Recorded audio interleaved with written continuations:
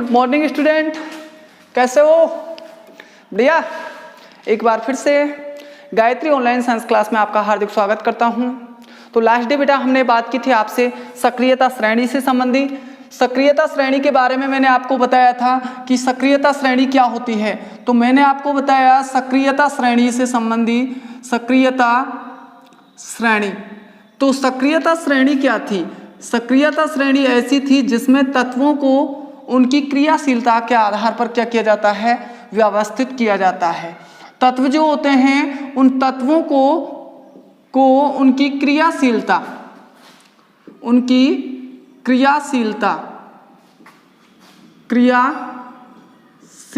के आधार पर क्या किया जाता है? व्यवस्थित किया जाता है। तो व्यवस्थित करने पर एक आपको श्रेणी प्राप्त होती है और वो श्रेणी कहलाती है आपकी सक्रियता श्रेणी। क्या कहलाती है? सक्रियता श्रेणी कहलाती है।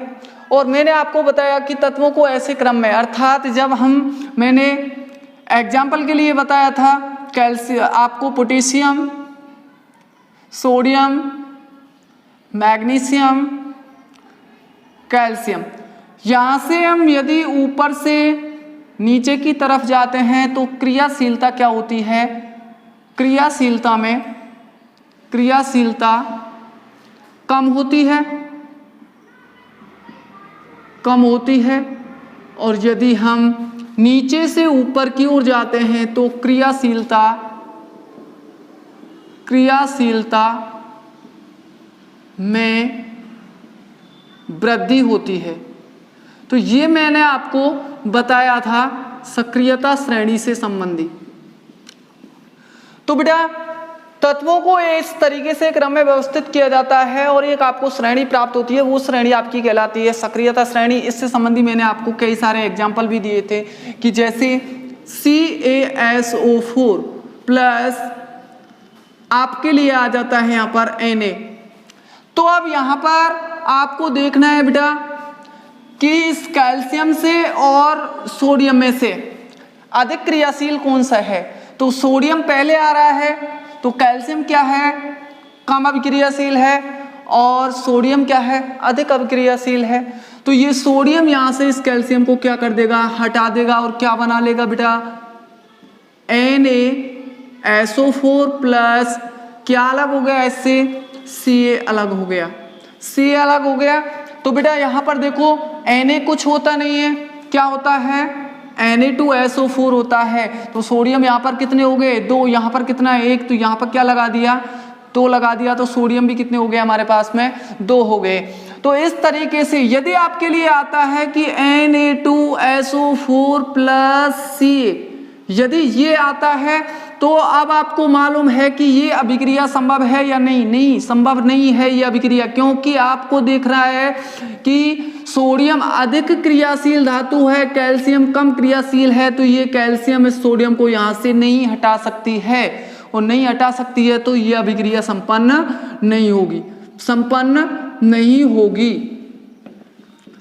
तो इस तरीके से सक्रियता श्रेणी को हम अभिक्रियाओं को जानने के लिए मुख्य रूप से काम में लेते हैं। यहां तक लास्ट वीडियो में हम पढ़ चुके हैं। तो अब हमारी जो नेक्स्ट अभिक्रिया है वो है तीसरी अभिक्रिया, और वो तीसरी अभिक्रिया आती है अपनी द्विविस्थापन अभिक्रिया। तीसरी अभिक्रिया कौन सी होगी अपनी? अब द्विविस्थापन अभिक्रिया। तीसरी अभिक्रिया है अपनी द्विविस्थापन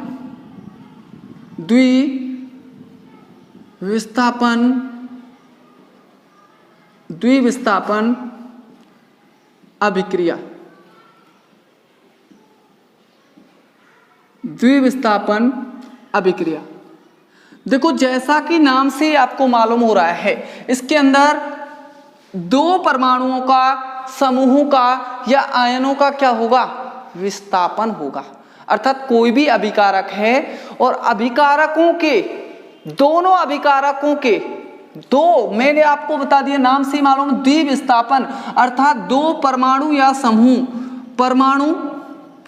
समूह का क्या होगा? समूह का होगा विस्थापन। क्या होगा? विस्थापन। किसके अंदर? किसी भी अभिकारक में। तो इसकी क्या डेफिनेशन निकलेगी बेटा? इसकी डेफिनेशन, इसकी परिभाषा होगी कि ऐसी अभिक्रिया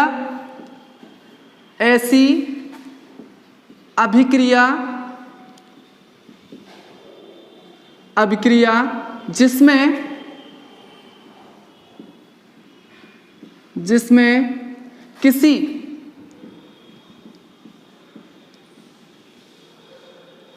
अभिकारक में उपस्थित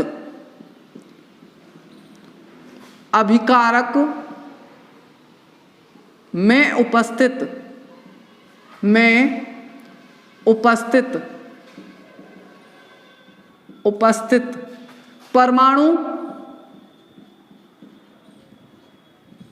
या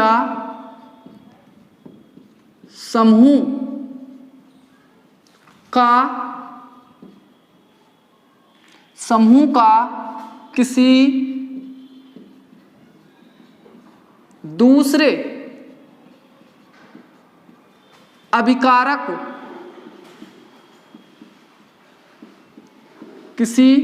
दूसरे अभिकारक में उपस्थित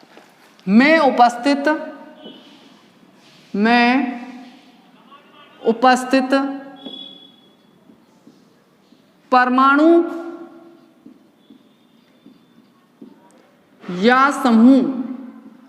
या समूह द्वारा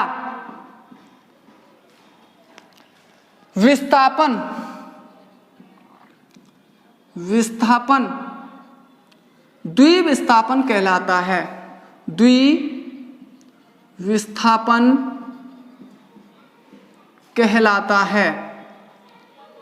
द्विविस्थापन कहलाता है तथा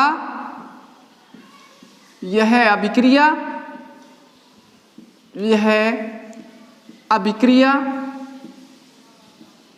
द्विविस्थापन अभिक्रिया कहलाती है।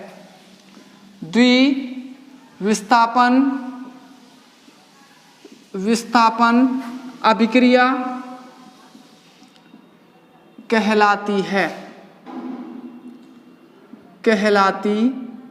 है। ये कह रहा है कि ऐसी अभिक्रिया जिसमें किसी अभिकारक में उपस्थित परमाणु या समूह का किसी दूसरे अभिकारक में उपस्थित परमाणु या समूह द्वारा क्या हो जाता है? विस्थापन हो जाता है, तो वो कहलाता है आपका द्विविस्थापन। और ये जो अभिक्रिया होती है वो अभिक्रिया कहलाती है आपकी द्विविस्थापन अभिक्रिया। यदि हम देखें इसकी दूसरी परिभाषा, जिसके अंदर कि ऐसी अभिक्रिया जिसमें दो अभिकारकों के मध्य, सेकंड परिभाषा यदि हम देखें तो ऐसी अभिक्रिया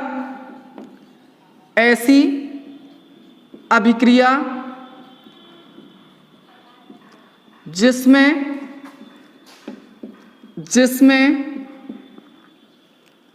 दो अभिकारकों के मध्य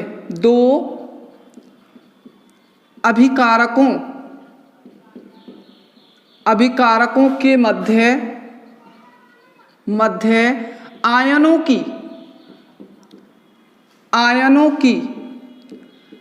अदला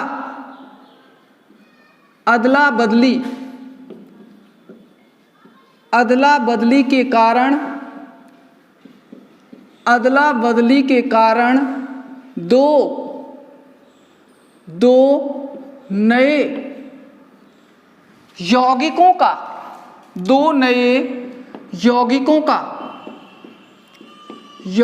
का निर्माण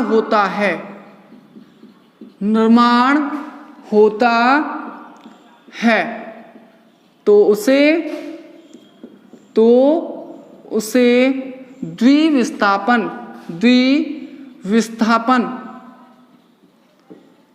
अभिक्रिया कहते हैं। द्विविस्थापन अभिक्रिया कहते हैं।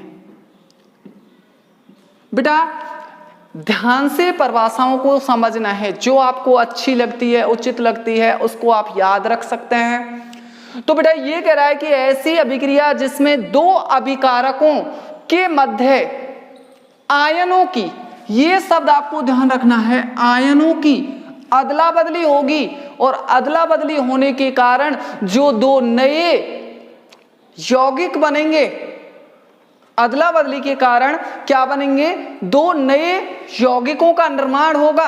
और वो जो दो नए यौगिक बने हैं, वो दो नए यौगिक जो होते हैं वो कहलाते हैं आपके द्विविस्थापन अभिक्रिया। अर्थात दो नए यौगिकों का बनना ही क्या कहलाता है, द्विविस्थापन अभिक्रिया कहलाता है। अर्थात दो आयनों के मध्य में क्या होता है, आपस में अदला बदली होती है। तो दो आयनों के मध्य में अदला बदली ही क्या कहलाती है, द्विविस्थापन कहलाती है। और ये अभिक्रिया क्या कहलाती है, आपकी द्विविस्थापन अभिक्रिया कहलाती है। क्लियर। जैसे हम देखते हैं, देखो बेटा, कोई ए और बी का क्या है, जोड़ा है, प्लस में कोई सी और डी, ये भी एक जोड़ा है। तो बेटा अब इनके मध्य आयनों का क्या होगा, आपको देख रहा है कि दो अभिकारक, तो दो अभिकारक हो गए, ये एक अभिकारक ये रहा और एक अभिकारक ये रहा, तो दो अभिकारक हो गए। तो दो अभिकारकों के मध्य में क्या होगा, आयनों की अदला बदली होगी। या चाहे तो इसको ए को इसके पास ले जाओ, या फिर बी को इसके पास ले जाओ, किसी को भी, या सी को इसके पास ले आओ, या डी को इसके पास ले आओ, किसी को भी आप चेंज कर सकते हैं। तो यदि ए यहां पर चला जाता है तो हमारे पास में क्या बन जाता है, ए और डी बन जाते हैं, ए डी बन जाएगा। ठीक है, ए इसके पास चला गया तो सी हट गया यहां से, और सी के पास क्या आ गया, बी आ गया, तो बी और सी, तो दोनों आपस में क्या हो गए, चेंज हो गए। ये सी तो किसके पास आ गया, सॉरी सी तो किसके पास आ गया, बी के पास, और ए किसके पास चला गया, डी के पास।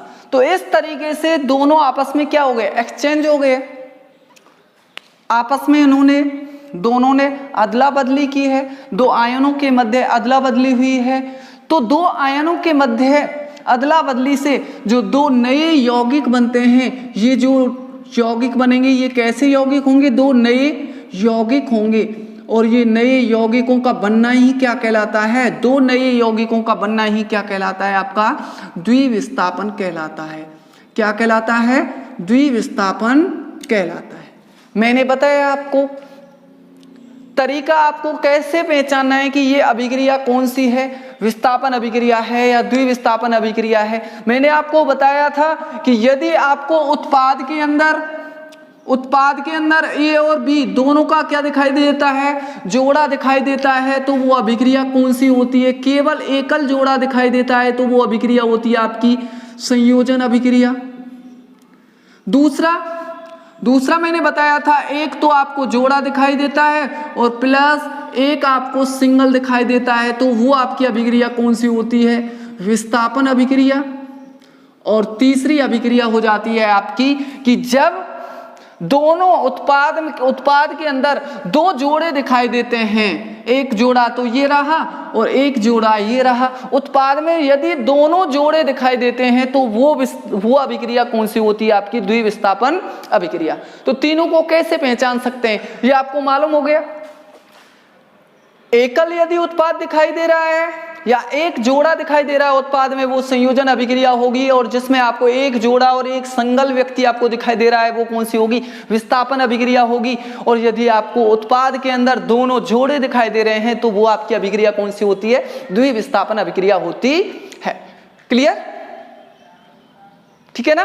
तो देखो बेटा, एक एग्जाम्पल से हम इसको समझने की कोशिश करते हैं। जैसे देखो, जैसे AgNO3, AgNO3, Ag का मतलब होता है सिल्वर और NO3 का मतलब होता है नाइट्रेट। सिल्वर नाइट्रेट की अभिक्रिया हम कराते हैं HCl से। ये क्या है, आपका अम्ल है, हाइड्रोक्लोरिक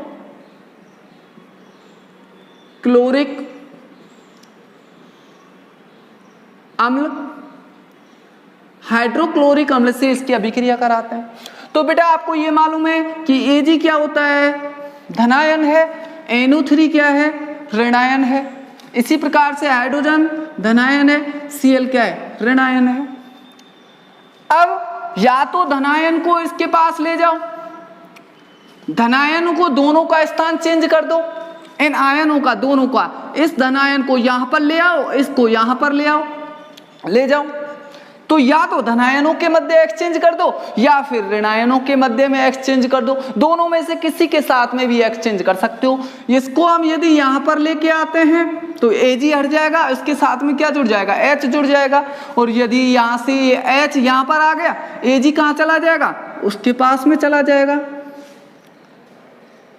चला जाएगा ना। तो बेटा देखो यहां पर उत्पाद क्या बनेगा, आप देखो Ag कहां पर चला गया, इसके साथ में, यहां से H हट गया तो Ag क्या बन गया, Cl बन गया। H कहां पर आ गया, इसके पास में, तो प्लस HNO3 क्या बन गया, HNO3। तो बेटा ये दो उत्पाद आपके क्या हैं, अभिकारक हैं। इन दोनों अभिकारकों के मध्य आयनों की क्या हुई है, अदला बदली हुई है, अदला बदली आयनों की क्या हुई है, अदला बदली हुई है। और अदला बदली होने से दो आपको नए क्या प्राप्त हो गए, यौगिक प्राप्त हो गए।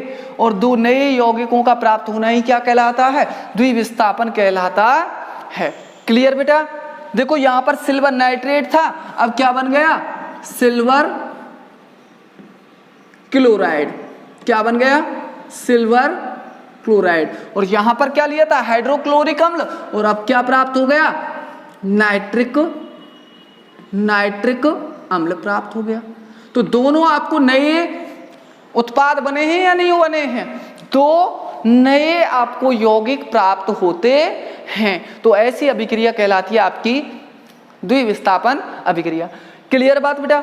यहां पर तो हमने धनायनों का एक्सचेंज किया है, अब हम अगले एग्जाम्पल में देखेंगे कि ऋणायनों का एक्सचेंज करके देखते हैं। तो यही कह रहा है कि आयनों के मध्य में कोई से भी या तो धनायनों को चेंज कर लो या ऋणायनों को चेंज कर लो, किसी को भी कर लो, दो नए यौगिक एक जैसे नए यौगिक बनेंगे, दोनों किसी को भी आप चेंज कर सकते हो, ठीक है ना। क्लियर बात बेटा।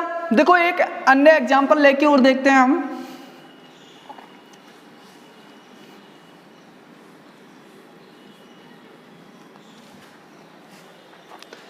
देखो BaCl2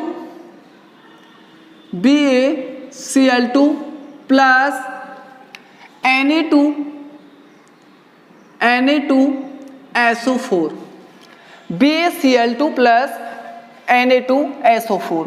तो ये तो हो गया आपका धनायन, ये ऋणायन, ये आपका धनायन, ये ऋणायन। अभी तो हमने आपको एग्जाम्पल बताया था, धनायनों को एक्सचेंज किया था, धनायनों की अदला बदली की थी। अब हम क्या करते हैं, ऋणायनों को ले लेते हैं। अब इनको क्या करते हैं, हम एक्सचेंज करते हैं, इन दोनों को एक्सचेंज करके देखते हैं। तो देखो एक्सचेंज करो, SO4 तो आ गया यहाँ पर, Ba के साथ में जुड़ जाएगा, और ये Cl किसके साथ में जुड़ जाएगा, Na के साथ में जुड़ जाएगा। तो क्या बन जाएगा, देखो क्या बन जाएगा, देखो Ba से क्या जुड़ गया, Ba से ऋणायन जुड़ गया, SO4 यहां पर आ गया, तो क्या बन गया, BaSO4 बन गया। और Na से क्या जुड़ गया, Cl जुड़ गया, तो क्या बन जाएगा बेटा, NaCl, 2NaCl, अर्थात बेरियम सल्फेट,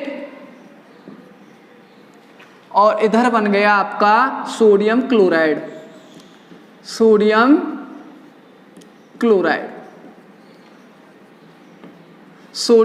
क्लोराइड। और यहां पर क्या था, ये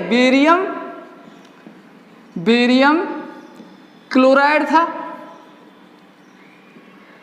और इधर क्या था आपका, सोडियम सल्फेट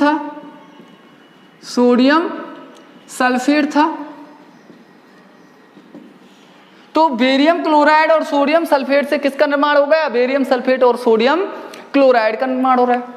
तो बेटा दो नए यौगिक, आपको ध्यान रखना है आयनों के मध्य में क्या होती है, अदला बदली होती है, और दो नए यौगिकों का क्या होता है, द्विविस्थापन अभिक्रिया में निर्माण होता है। तो ऐसी अभिक्रिया कहलाती है आपकी द्विविस्थापन अभिक्रिया। क्लियर। और समझने के लिए मैंने आपको बता ही दिया है कैसे आपको पहचानना होता है। अभिक्रिया दे देता है और आपसे नाम पूछ लेता है, केवल इस तरीके के एग्जाम्पल दे देता है और वो आपसे क्या करता है, पूछता है कि अभिक्रियाओं को पहचानिए। तो पहचानने के लिए मैंने अभी आपको नई ट्रिक बता दी है। एक आपको यदि सिंगल प्रोडक्ट दिखाई दे रहा है, एकल उत्पाद दिखाई दे रहा है, संयोजन, एक आपका जोड़ा दिखाई दे रहा है, उसके साथ में एक सिंगल व्यक्ति दिखाई दे रहा है अकेला, तो विस्थापन, और जिसमें दोनों जोड़े दिखाई दे रहे हैं द्विविस्थापन। ठीक है, एक एग्जांपल और लेते हैं। जैसे देखो AgNO3 प्लस कोई भी एग्जांपल यहां पर हम ले सकते हैं NaCl। ठीक है, AgNO3 प्लस NaCl। देखो बेटा अब यहां पर कोई किसी को भी एक्सचेंज कर सकते हो। ये तो धनायन हो गया, ये ऋणायन हो गया, ये धनायन हो गया और ये क्या हो गया, ऋणायन हो गया। अब किसी को भी यदि चेंज करना चाहते हैं आप किसी को भी चेंज कर सकते हो। धनायन को एक्सचेंज करना चाहते हैं तो धनायन को, ऋणायन को करना चाहते हैं तो ऋणायन को, प्रोडक्ट आपका वो ही बनेगा। देखो बेटा यहां से हम इनको एक्सचेंज कर देते हैं। ये NO3 तो चला गया यहां पर, तो Na किसके पास आ गया, ये NO3 Na के पास, तो क्या बन गया, NaNO3 बन गया। अब बेटा यहां से Na के पास में NO3 आ गया तो Ag के पास में क्या आ जाएगा, Cl आ गया। तो क्या बन जाएगा प्लस में AgCl। तो बेटा NaCl यहां पर है, ये सोडियम क्लोराइड है, सोडियम क्लोराइड। ये क्या है आपका, सिल्वर नाइट्रेट। इससे बन क्या गया, सोडियम नाइट्रेट और सिल्वर क्लोराइड, सिल्वर क्लोराइड। तो बेटा ये आपको देखो यहां पर दो नए यौगिक क्या होते हैं, प्राप्त होते हैं। तो दो नए यौगिक जिसमें प्राप्त होते हैं तो वो आपकी अभिक्रिया कौन सी होती है बेटा, द्विविस्थापन अभिक्रिया होती है। क्लियर बेटा। तो ये बात आपको ध्यान रखनी है कि ऐसी अभिक्रिया जिसमें किसी अभिकारक, तो इस अभिकारक में उपस्थित परमाणु या समूह का, कोई भी परमाणु है या समूह है, इन परमाणु या समूह का किसी दूसरे परमाणु में उपस्थित कोई भी दूसरा अभिकारक है उसमें उपस्थित परमाणु या समूह से क्या हो जाना, विस्थापन हो जाना, वो क्या कहलाएगा, द्विविस्थापन कहलाएगा, तथा वो अभिक्रिया क्या कहलाती है, द्विविस्थापन अभिक्रिया कहलाती है। इस परिभाषा को याद रख सकते हो या इसको रख सकते हो, किसी भी आप अभिक्रिया को याद रख सकते हो, किसी को भी आप जो आपको आपको सरल लगती है उसको आप याद रख सकते हो। और कई सारे मैंने आपको एग्जाम्पल बताए हैं, आप किसी भी एग्जाम्पल को दे सकते हो, केवल एक एग्जाम्पल आपको परीक्षाओं में देना होता है। तो बेटा यहाँ पर ये आपकी तीसरी अभिक्रिया, द्विविस्थापन अभिक्रिया क्या होती है, समाप्त हो जाती है। उसके बाद में अपनी लास्ट अभिक्रिया है और वो चौथी अभिक्रिया वो आती है आपकी वियोजन अभिक्रिया। चौथी अभिक्रिया कौन सी है अपनी, वियोजन अभिक्रिया। वियोजन अभिक्रिया लास्ट अभिक्रिया है।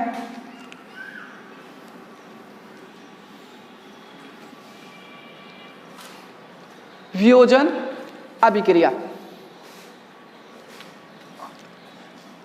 चौथी अभिक्रिया आती है आपकी वियोजन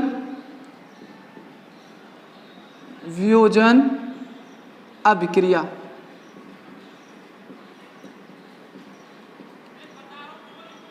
या इसी को हम बोलते हैं अपघटनीय अभिक्रिया।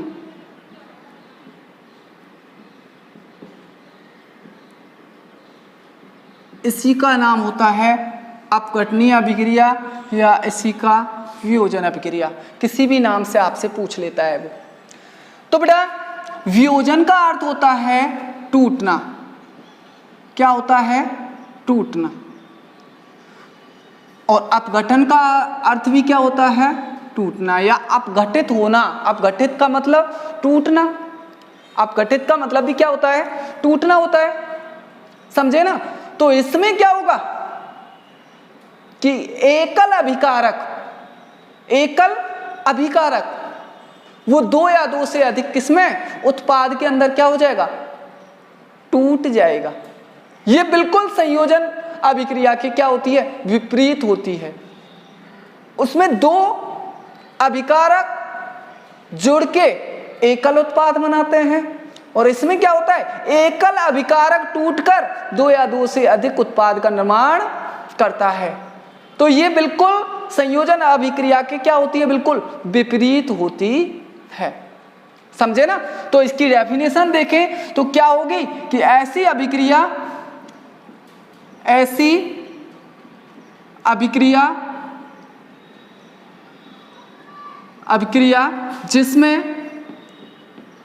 जिसमें एकल अभिकारक टूटकर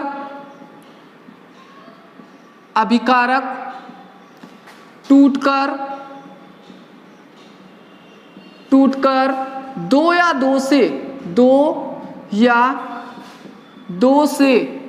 से अधिक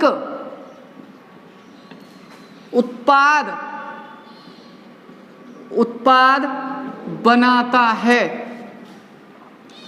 बनाता है तो उसे वियोजन अभिक्रिया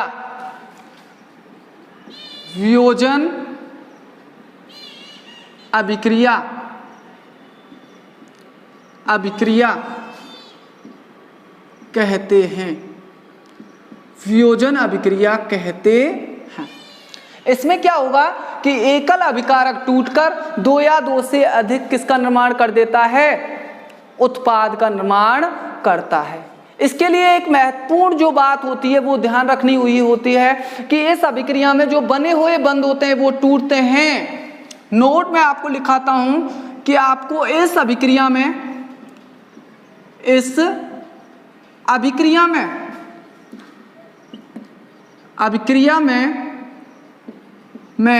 बने हुए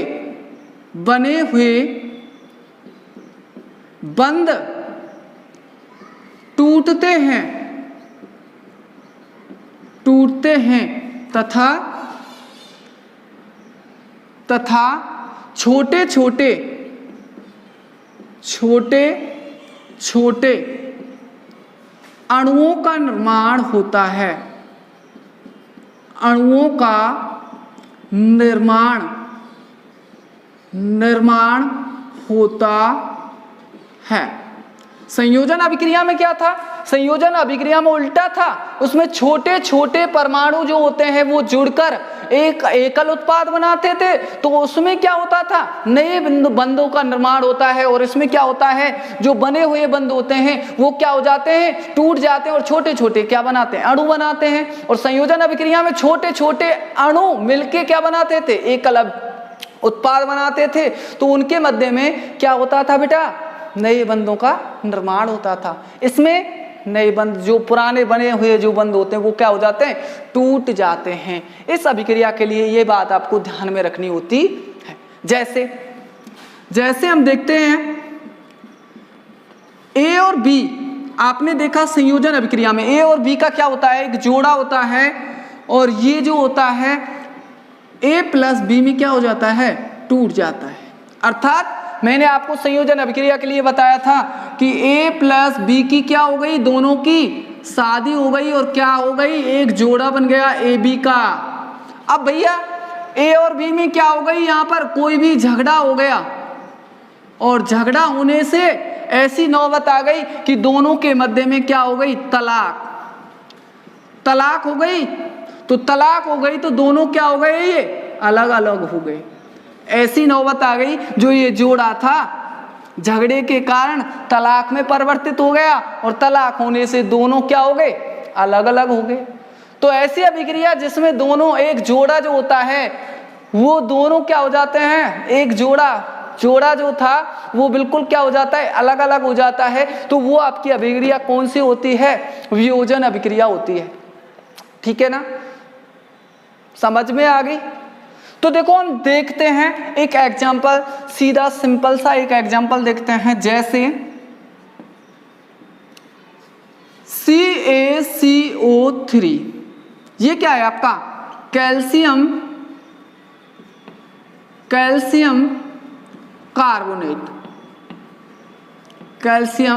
कार्बोनेट। इसको यदि हम गर्म करते हैं तो ये मैंने बता दिया है आपके लिए, CO3 जहां पर दिखाई दे तो सबसे पहले आंख बंद करके आप क्या निकाल दो, CO2 निकाल दो।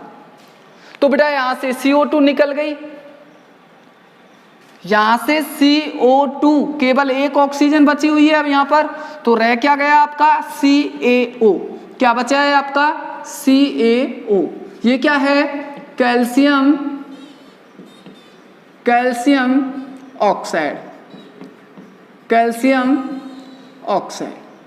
तो ये प्राप्त हो गया आपको। तो मैंने आपको बताया कि जिसमें एकल अभिकारक टूटकर दो या दो से अधिक नए समूह या परमाणुओं का क्या करता है, निर्माण करता है, तो वो कहलाता है आपका, वो अभिक्रिया कहलाती है आपकी वियोजन अभिक्रिया। वियोजन का अर्थ होता है टूटना। तो ये कैल्शियम कार्बोनेट कैल्शियम ऑक्साइड तथा कार्बन डाइऑक्साइड में क्या हो गया, टूट गया, अपघटित हो गया और दो नए यौगिकों का, नए पदार्थों का क्या कर लिया, उसने निर्माण कर लिया। कंप्लीट समझ में आई बेटा। ये जिसमें एकल अभिकारक, ये एकल ही अभिकारक है ना, ये एकल अभिकारक दो या दो से अधिक किसमें टूट गया, छोटे छोटे परमाणु अणुओं में क्या हो जाता है, टूट जाता है, या दो उत्पाद के अंदर क्या हो जाता है, टूट जाता है। तो वो आपका कहलाता है, वो आपकी अभिक्रिया कहलाती है वियोजन अभिक्रिया। तो एक इनके लिए बात ध्यान रखनी है कि इन अभिक्रियाओं के लिए मुख्य रूप से ताप, विद्युत, प्रकाश आदि उत्तरदायी कारक निर्भर होते हैं। इन अभिक्रियाओं के लिए कौन कौन से कारक आवश्यक होते हैं, तो ध्यान रखना है आपको कि इन अभिक्रियाओं के लिए